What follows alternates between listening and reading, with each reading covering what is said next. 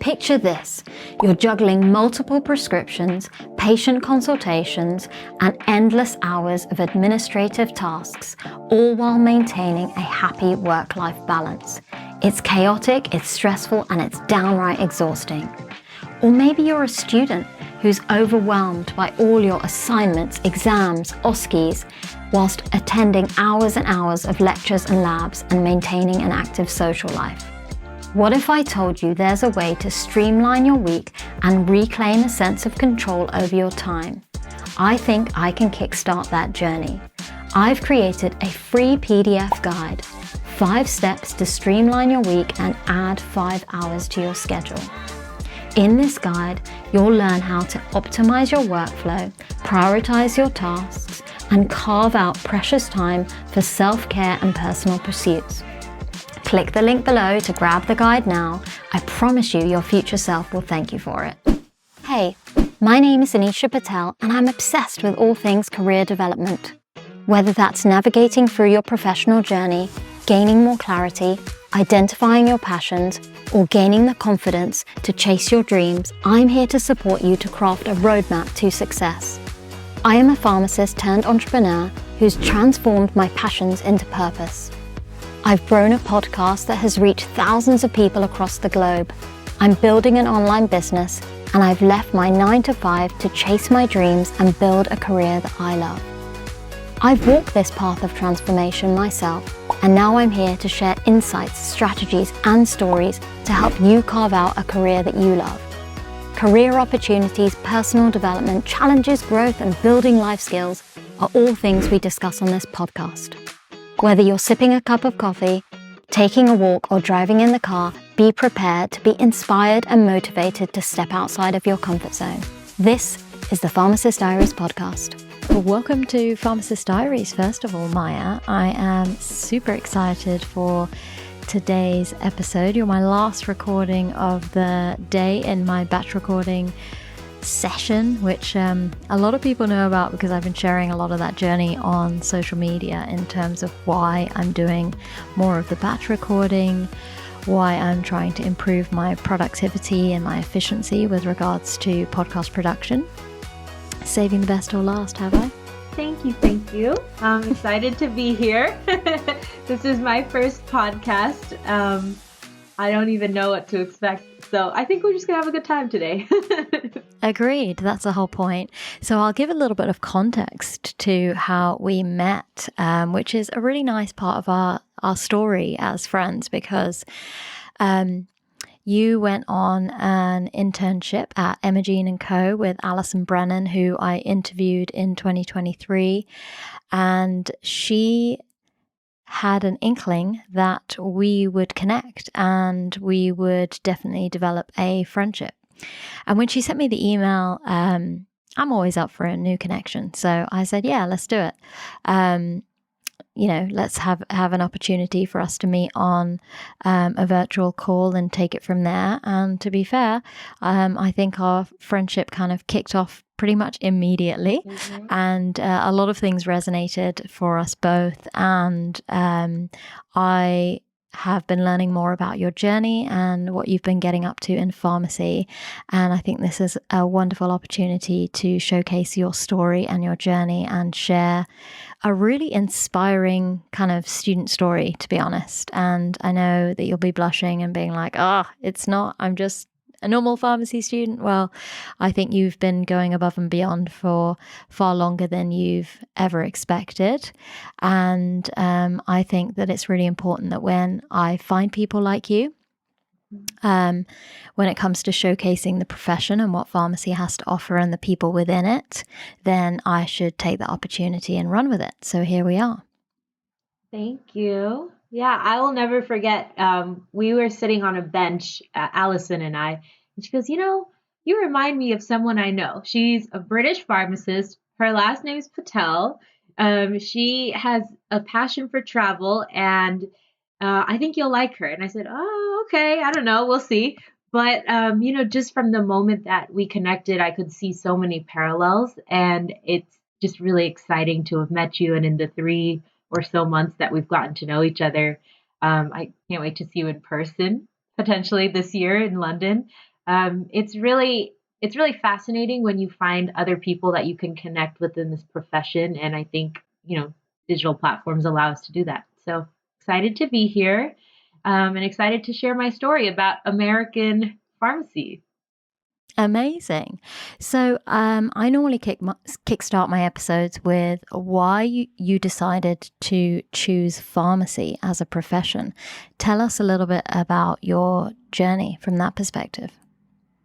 Yeah. So I actually come from a family of pharmacists. My mom and dad are both practicing pharmacists, and my aunt and uncle are both practicing pharmacists as well. So in my family, we've got over 100 combined years of pharmacy practice experience.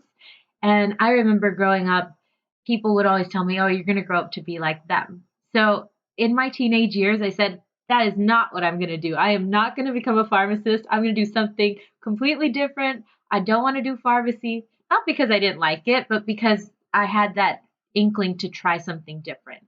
And so I got my undergraduate degree in molecular biology, my bachelor's degree. And while I was studying that, I decided to also study cybersecurity as a secondary course and take some business classes with that. And I thought it was really cool to see the infrastructure where healthcare, IT, and cybersecurity and business, all of that intermingled. But I didn't quite know what I wanted to do with that. So I pursued a pretty conventional track. I thought I was going to be a dentist. And in the United States, to get into professional school, you do have to do a 3 or 4 years of pre professional curriculum, met my requirements, and was admitted to a dental program. And I remember getting the letter in my hand and just thinking, no, this isn't it. Like, I had worked so hard for 4 years to get that admission to become a dentist. And I said, I really like to talk to patients. I don't know if I can talk to them if they've got their mouth open and if I'm going to be working in their mouth. So I had this existential crisis about 6 weeks before I'd say about 6 to 8 weeks before I graduated with my bachelor's degree. And remember thinking in my head, what is it that I really like to do? I really like to talk to patients. I really like healthcare. And I want to be facing the general public. I want to be in a visible healthcare profession. So, is that pharmacy? Is that nursing? Is that going into medicine? And I gave it a really long, hard think and ended up saying, I think I want to be a pharmacist. So I bit my tongue a little bit and I told my family, I said, guys, I like what you do and I want to do that. And they said, okay, figure it out. What do you want to do? So I got my application materials together, applied to a couple of programs that I liked, had never really been to Nashville before except for a weekend trip, and found a great program, decided to apply, and that's how it happened. By the way, this was during Amazing. COVID, the shutdown, and I was in England in March 2020 when all this was going on. Oh, really? Yes, Oh, amazing. yes. Um, so interesting. And I mean, you're a kind of a student during the middle of the COVID crisis. What was that like for you in terms of pharmacy? Because very different to your bachelor's degree. Yeah, very different. So, this whole existential crisis happened when I was on my final term of my bachelor's program, and I was on a study abroad semester. So, I was at Oxford University in the UK, and so just kind of living my best life, enjoying that. And midway through the term, we just had to all pack our bags and leave and not really know what was going to happen. And I had my interview for pharmacy school on Zoom. I had never really gotten to tour the campus. I didn't know what it was going to be like. I just kind of went for it. We started our orientation week, the pharmacy class, divided into two classrooms. We never saw the other side. We all had masks on, so I didn't even know what my classmates or my professors looked like for the entire first year of pharmacy school. Was fortunate that most of my classes were still in person, but it was really hard to make friends and it was really hard to connect with others if you don't know what they look like and aren't able to hang out in a communal setting, which is so integral to university life, I feel. That must have been really hard and really different for us.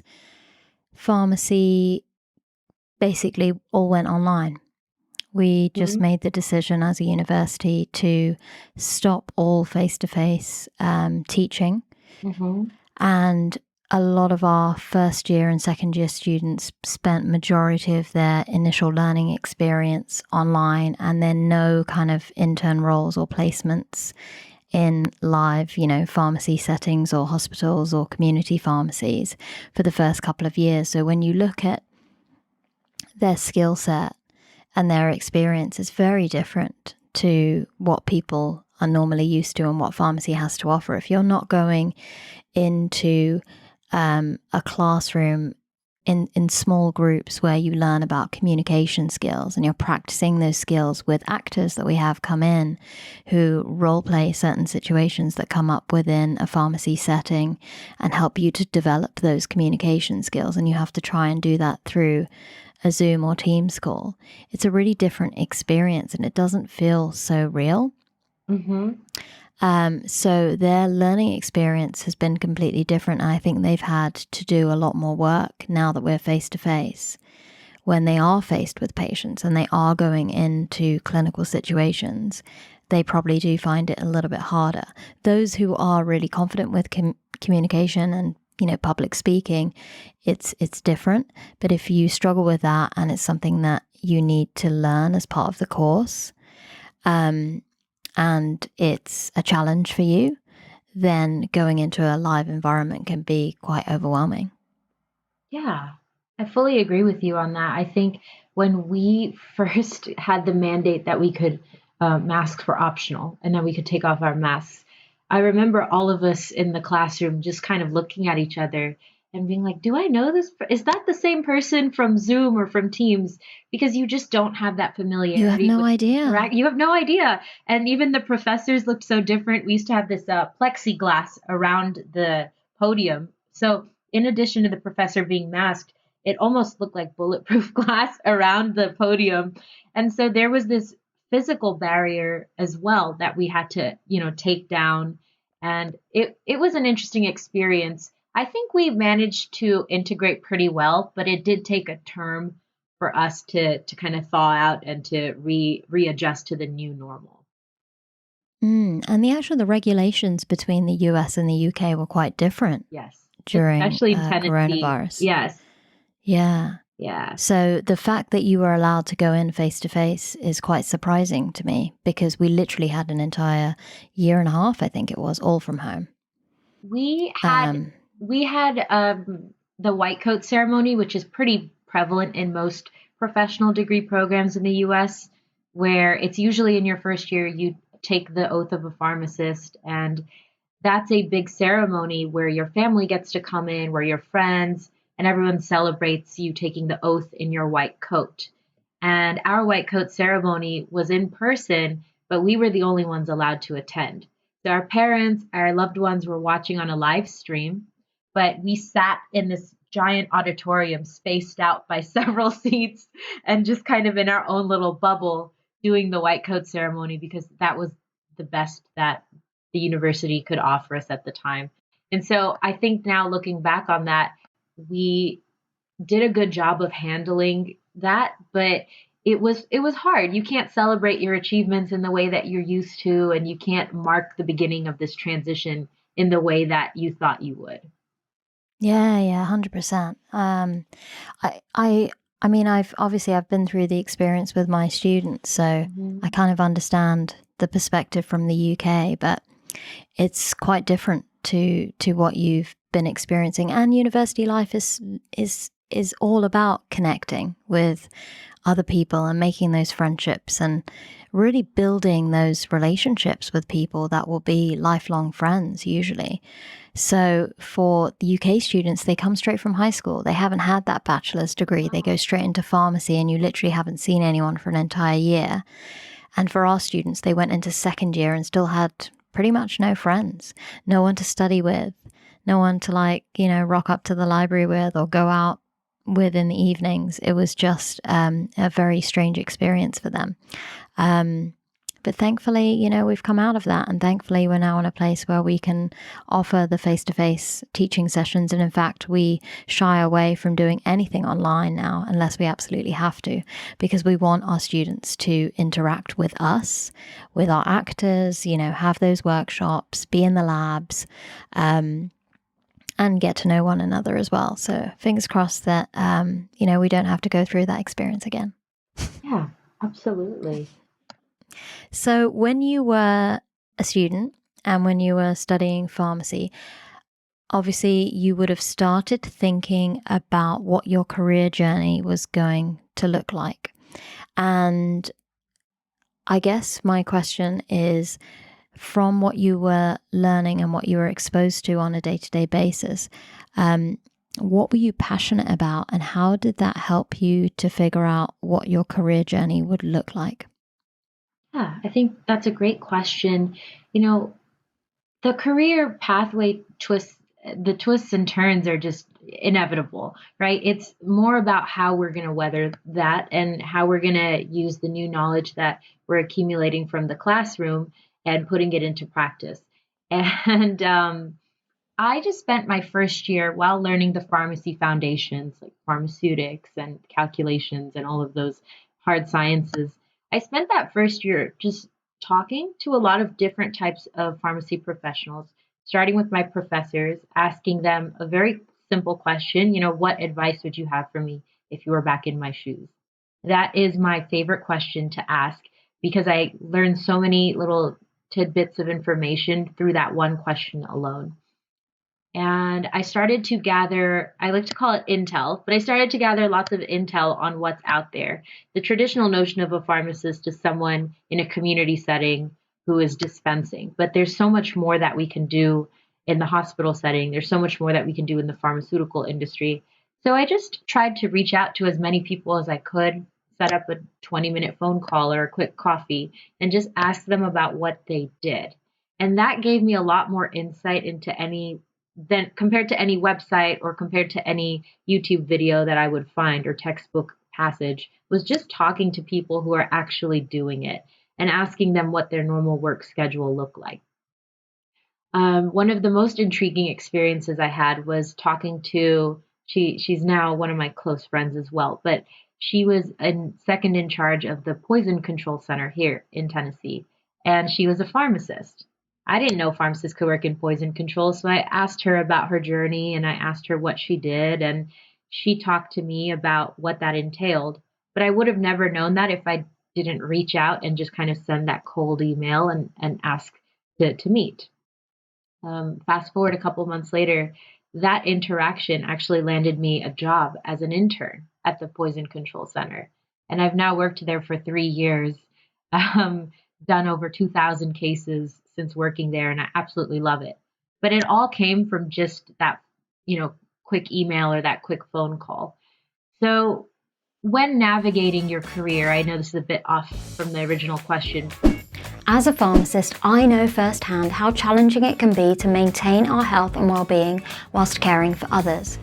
I am a true believer of making the time to look after my physical, mental and emotional health, and I love the idea of using natural supplements to support me on this journey. That's why I was so excited to find The Naked Pharmacy. Their products are 100% plant-based and naturally sourced, 100% biodegradable, and it feels really safe to know that they are formulated, tested and manufactured to the same standard as a pharmaceutical product. However, the most important fact to share is that their CEO and founder, Kevin Levers, is a pharmacist with over 35 years of experience in the pharmaceutical industry. I love that as a community, we can support our pharmacy colleague every time that we purchase a product.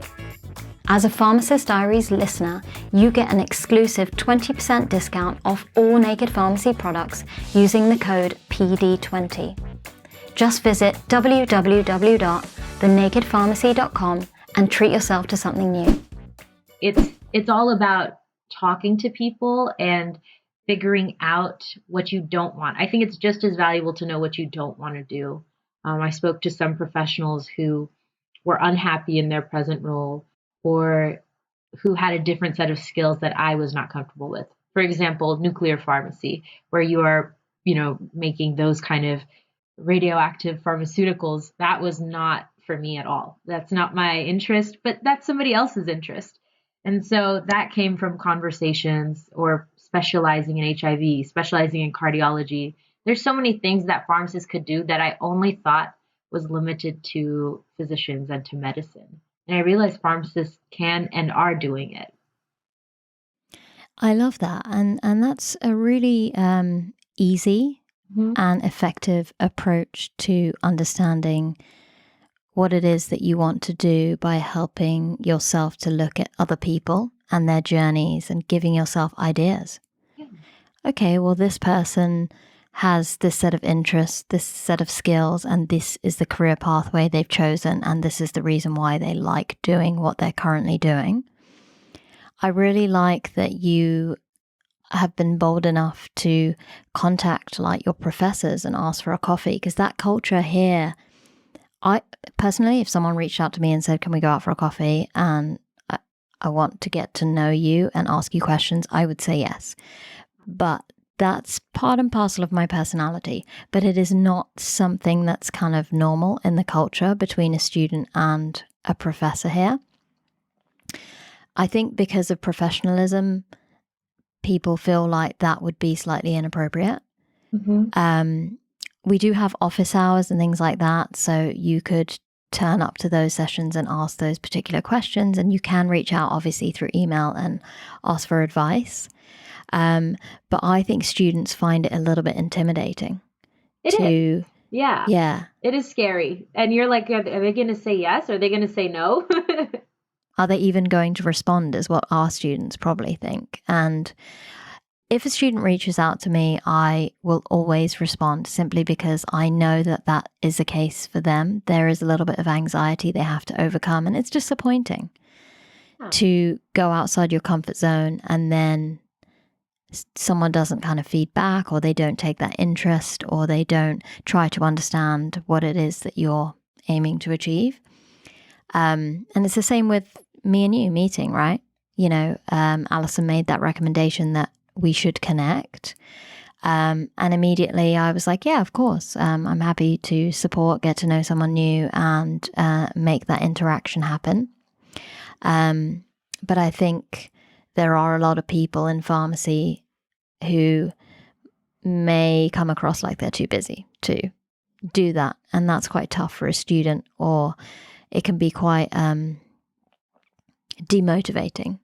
And it makes you feel like you don't want to do that interaction. So I'm really pleased to hear that you had such a positive experience and that you managed to find a way to make that connection, which I think for you and your personality and what I know from you so far is probably something that comes to you naturally and you probably don't realize it, and is something in terms of networking and communication that is a strength that you have. Maybe it's a family trait, or it's maybe just part of who you are, which is great. And it's a wonderful skill to have. It is such a good skill in pharmacy, to have that ability to connect with someone pretty much immediately and make that connection, get your questions answered, get someone to open up to you about their career journey, and give you the information that you need to make good decisions about your own personal career. So that's really good. And it landed you an intern role. How cool is that? Yeah, it did. And I guess, you see the success story and you think that that's what it is. I've been told no to my face before, or I've been told advice that I didn't necessarily end up taking, right? You learn in the process of networking how to filter out information and how to be select with who you're networking with. And sustaining those relationships is important as well. Because you can meet someone for a coffee one time and you can have a good conversation, but 2 or 3 months down the line, send them an update. Just say, hi, I spoke to you a couple months ago. I wanted to let you know this is what I'm doing. And staying in contact with those relations is just as important as making the initial connection. I found that when I did those periodic quarterly or semi-annual updates to people who I had met, they remembered me for the long term, not just as that student who had questions to ask, but they say, this is the student who is continuing to remember me. There's a very fine line. You don't want to overwhelm them and say, like, will you be my mentor? And push that onto them because that can backfire. But just keeping them up to date with what you're doing serves a much greater purpose for that, like long-term connection. And they'll think of you when an opportunity arises. They say, oh, I remember so and so reached out to me. And that's the real art of networking as a student, is following through. Yeah, no, that's amazing advice. And I love that you have gained that perspective and that you've understood that follow through and that continual conversation is really useful. And I've used that strategy pretty much throughout my career, not just as a student. And I think that's really valuable for you. An example is me doing my residency. I then went to Dubai and Abu Dhabi to work. And 5 years later, I continued to email my old manager to say hello, check in, tell him what I've been up to in terms of what I've been doing in Abu Dhabi and my job. And then when it came to the point I was ready to come home, I said, oh, by the way, I'm coming home. I haven't decided what I'm going to do or where I'm going to work or where I'm going to live. But if there are any opportunities that would be suitable for me, can you let me know? Because at the end of the day, I started my journey in pharmacy with you. I'm really comfortable at this hospital. I know the staff, I know the team, I know the platform we use for prescribing and doing all of our kind of pharmacy dispensing and checking and everything. I know all the guidelines that we use. It feels easy for me to then transition back into my home country because it's something that I know and I'm so familiar with. So of course, he was like, yeah, absolutely. You want to come work with us? Like, you got it. What do you want to do? Just let me know. And Yeah, exactly. It's like, what? But it is because I nurtured that relationship. Even to this day, I send him an email every 6 months to a year just to check in. Hey, how are you? How's your role going? This is what I've been getting up to. This is how how Pharmacist Diaries is going. I've moved into paediatrics, blah, blah, blah. And, they'll always respond. Like, it's so nice to hear from you. It's so nice to hear that you've progressed and that you're enjoying what you're doing. And, that kind of rapport is just as valuable with your patients as it is in your professional life or even your personal life as well, right? Yeah. So it does... It does make a difference. Even with this podcast, I've been able to reach out to colleagues who I used to work with and just say, hey, I've got this podcast. I really need a guest in this area and you've come to mind. Would you mind sparing an hour? Yeah, absolutely, Anisha. Cool. When are you free? I'd be happy and I'd love to support you. So it makes a massive difference to kind of nurture connections within this profession. And pharmacy is such a small world. Oh, yes. It's so weird. Everyone It's the said smallest that. world. It's the Everyone smallest says world. that. Everyone says on the first day of pharmacy school, like, pharmacy's a small world. And I was like, oh, yeah. Psh. Like, you hear that over and over again. But when you start to experience it, that 6 degrees of separation becomes 3 very, very quickly, especially if you choose to specialize, but regardless. And that's why you have to be willing and able to make those connections and sustain them because you don't know who is referring your name on, right? You can get contacted by people who you didn't even know were talking about you or who you didn't even know were aware of your work simply by sustaining those relationships that you had just mentioned. Amazing. Yeah, no, so true and super valuable. And I hope people listening find that really useful in terms of advice because gaining that experience within pharmacy is a really important piece as a student as well. Like starting to nurture those relationships will go a long way to kind of help you to get jobs and things like that in the future. Tell us a little bit more about your role at Poison Control in terms of your internship. What did you get up to? Yeah. Oh man, Poison Control is an interesting place. We have, so poison controls, there's one in each state. There's in some of the more populous states, there's a couple of different poison control centers. And what we do is we're there for the general public with any questions and concerns they might have over toxicology related questions. We also have a healthcare provider line, which is staffed to assist physicians all over in different emergency departments and help them with triaging or managing cases. We deal with everything from spider bites, snake bites, scorpion bites, to TikTok challenges gone wrong, to a grandparent that may have memory issues who may have taken a double dose of all of their medicines. You kind of deal with the whole gambit. And what I like about working at Poison Control is you practice your ability to counsel and to translate very complex literature and guidelines into bite-sized, um, easy to understand chunks. So I don't want to intimidate the patient and say, you may experience a host of anticholinergic symptoms such as blah, blah, blah.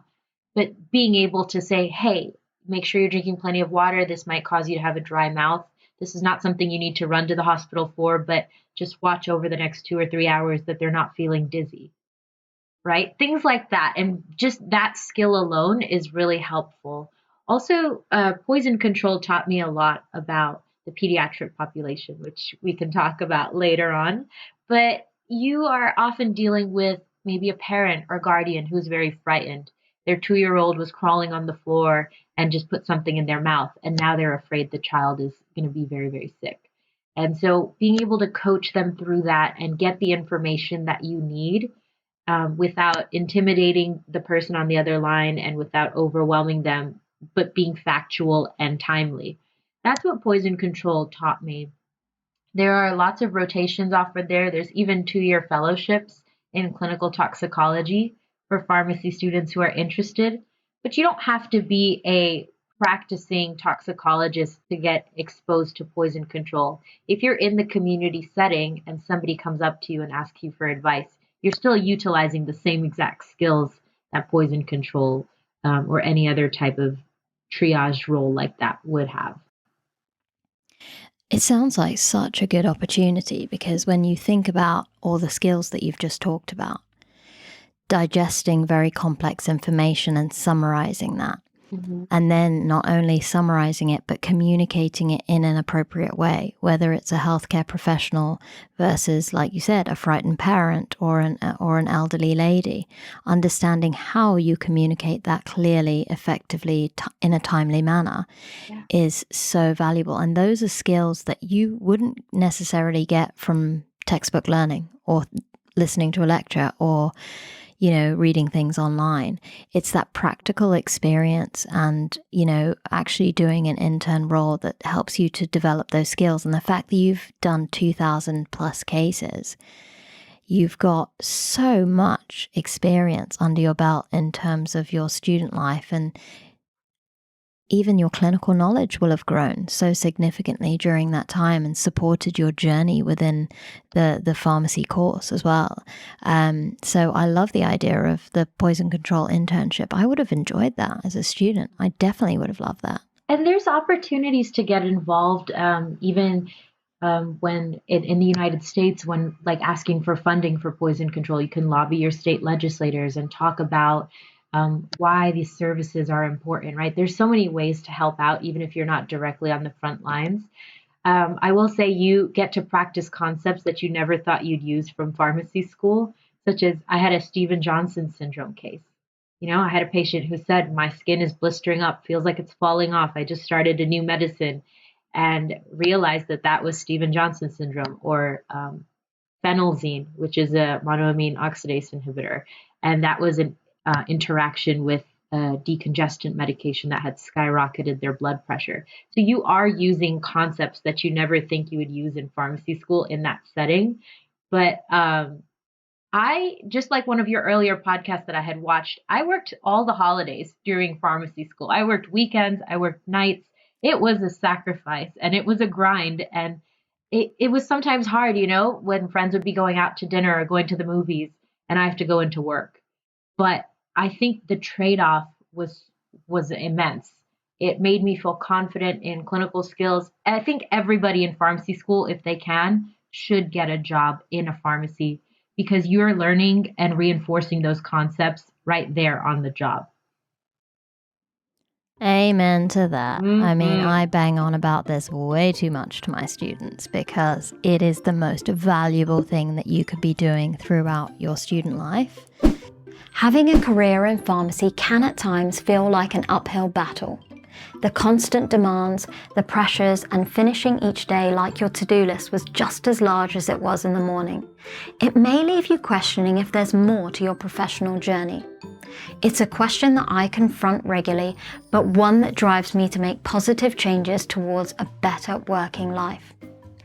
Daily and weekly reflection exercises has really helped me to understand my approach to working life, what improvements I can make, and what strategies I can use to turn those draining pressures into opportunities for growth.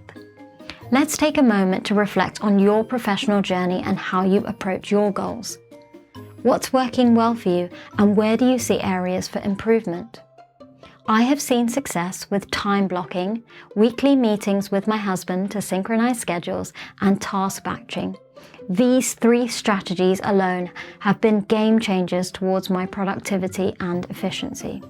If this resonates with you and you'd like to explore this even deeper, immerse yourself in my new quiz, What's Holding You Back from Achieving Your Professional Goals? You will discover one specific area to focus on, and hopefully this will kickstart your journey towards a more rewarding career. It only takes 60 seconds to complete, and the link is below. Let me know how you get on. Of course, go out and enjoy yourself. And this is where I also talk about this from the perspective of being an American student. And the fact that I did biology and chemistry in my bachelor's degree, and I kind of spent those 4 years truly enjoying myself Me too. and doing all the things that students do to the next level above and beyond. Like 6-7 nights of the week, I would be out till 2, 3, 4 o'clock in the morning. And I would be cramming for my exams in the library, and I would do that kind of like all night sessions and all of those things that I absolutely tell my students never to do now. But that was part and parcel of college life, right? In the US and even here, it's exactly the same. But what I like about the US is that you kind of have the opportunity to explore college life and that kind of bachelor's degree. And then when you do choose to go into pharmacy, you kind of get that professional headset on. You know what you need to do to succeed, and you've worked so incredibly hard to get to that point that actually making those sacrifices makes a huge difference. And for you and your story and what we're going to bring out in the next kind of few minutes of this episode, those elements of what you did during student life have landed you amazing opportunities and ones that you didn't even know would arise. And what's cool is we've known each other for such a short space of time, but in December when we had our last conversation, you were right in it. You were feeling all those feelings. You were in those, what am I going to do? I've got all these options, how do I figure this out? And in such an incredibly amazing way. And it's not luck, and it's not just, fortune. It is your incredible hard work and your dedication and your drive to succeed. And your parents will be so proud of you. And I love it because they will be. And when they watch this episode, they'll be really excited to kind of, hear your story and everything. But they will be so proud of you because all of those steps that you took and all of those initiatives that you had and the thought processes that you had have led to the moments where now when you're applying for jobs as a pharmacist, it's so much easier than you expected. Yeah, it is. It's a trade-off. It completely feels like an amazing trade-off.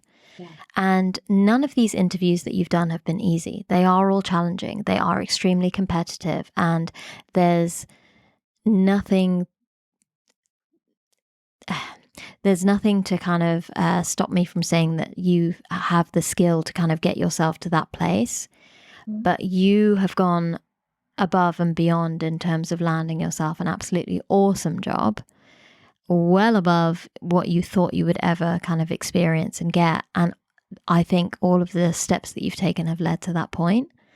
And that's an incredible part of this journey. And let's kind of talk about, towards the end of pharmacy school, what you were thinking in terms of your career trajectory. So what were your initial thought processes in terms of where you wanted to go? I mean, we've had this conversation already before, but share with the audience, what opportunities were you thinking about and why were you thinking of them? Yeah, absolutely. So I guess to give some context, what the general PharmD curriculum looks like in the United States. P1 year is, or the first year is all basic science concepts to get you acclimatized to pharmacy. And P2 and P3 year is where you're learning the bulk of your clinical knowledge base. And P4 year, which is the final year, is divided into fourth year rotations. Generally, depending on the university you go to, they're about 4 to 6 weeks in length. And each of those experiences, there are a few that are required, one which is in the community setting, one which is in a hospital setting, and then there are usually some other electives and things that are required based on the school and based on the state that you're in. And so the timeline for postgraduate opportunities in the United States, there's 3 routes in pharmacy. There's residency, which comes in the year of PGY1, postgraduate year 1, and PGY2, postgraduate year 2 training. I just needed to even learn those terms first, right? Because you have to learn what all of that means. Then there are PharmD fellowships, and these can be with the pharmaceutical industry. They can be in academia. They can be in toxicology.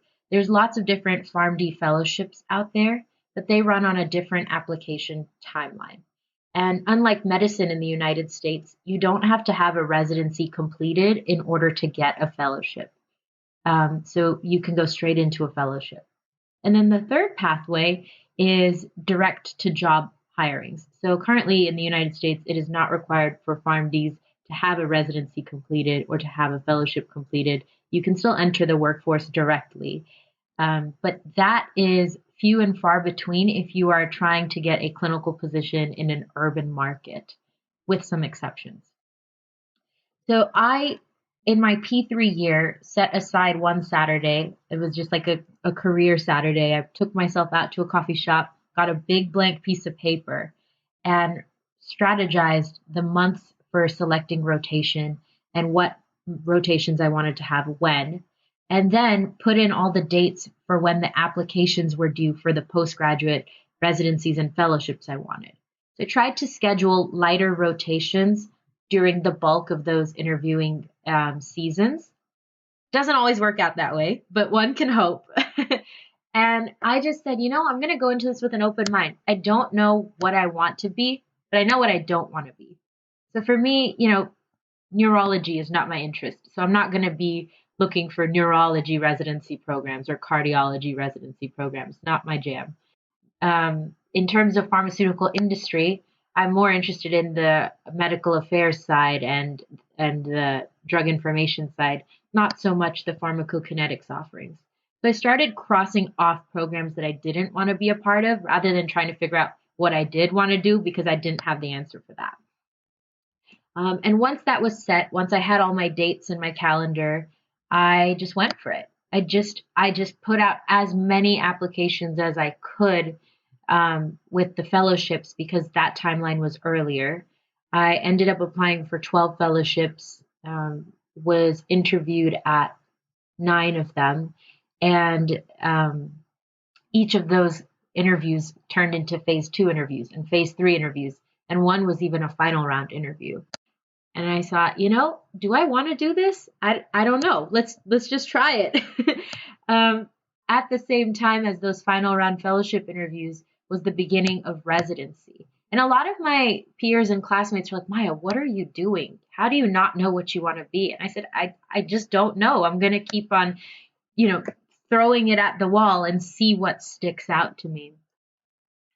With the residency interviews, that happens partly at ASHP Midyear, which is the largest pharmacy conference in the world, actually. And that's in December where you get to meet the people you would do your residency with. And so I was strategic. I kind of had a list in my head already written out of what I wanted to do. But everything changed when I got there and when I met the people who I thought I would be working with. And I said, oh, this program looked great on paper. But when I met the people, this was not where I felt I would be supported. Or vice versa, there were some pleasant surprises where I thought I would never go there. And it was the people that made all the difference.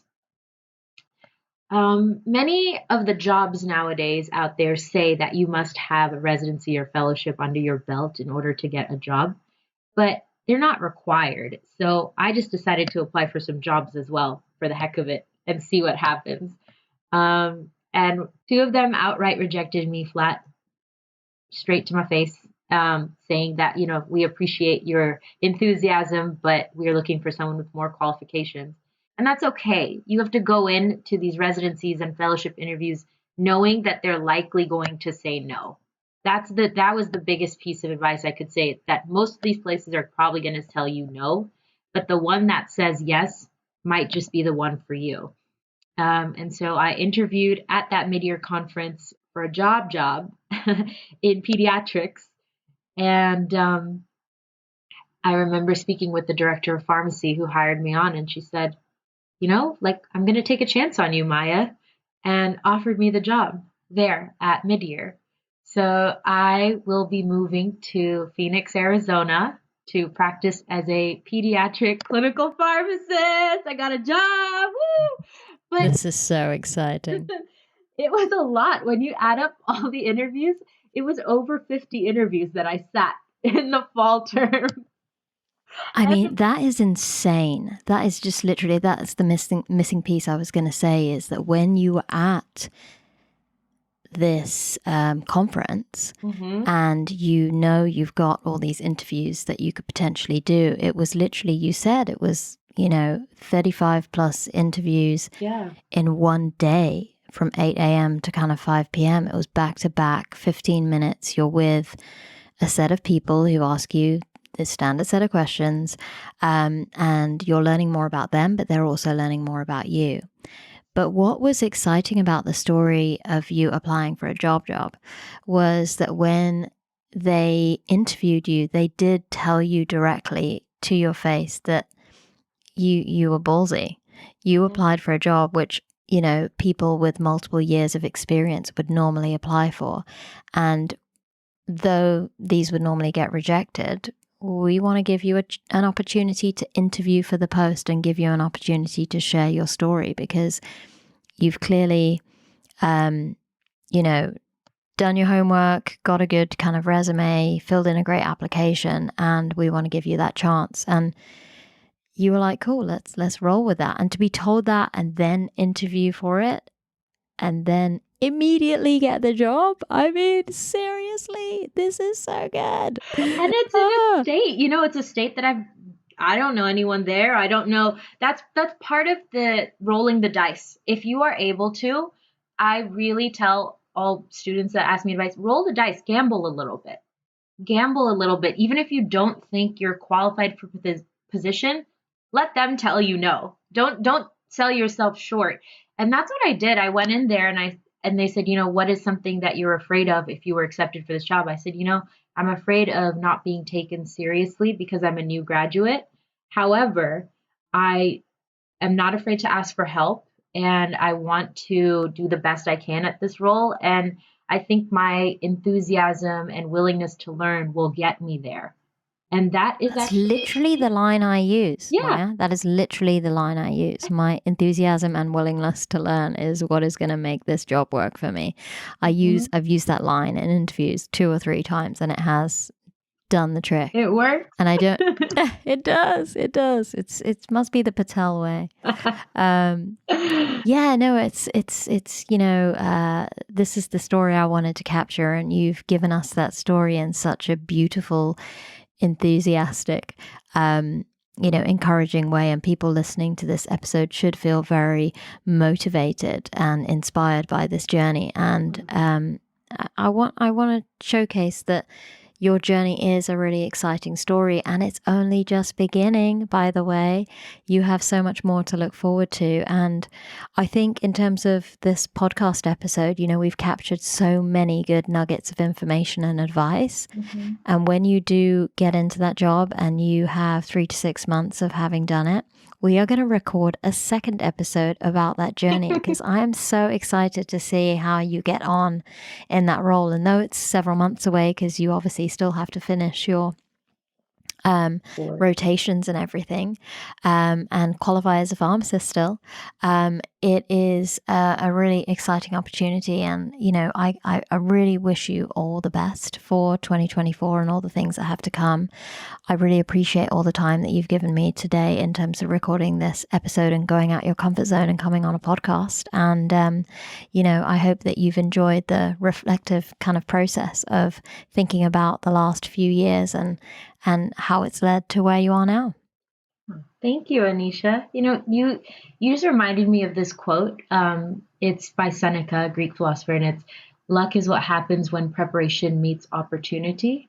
And I have that printed out, and it's on my wall, actually. And I look at that every day as, you and I didn't get to where we are by being lucky. We positioned ourselves to get there. We worked really hard. There's a lot of blood, sweat, and tears behind this. And it works out in the end. I feel that, the universe definitely supports you when you show the universe that you're willing to put in the work. And so thank you for having me and for inviting me and talking to you a little bit about the American student journey and what that's like. But I'm just so glad we did. Yeah, me too. So watch this space, guys. We will see you for part 2 once you get that qualification and you land that job, girlfriend. All right.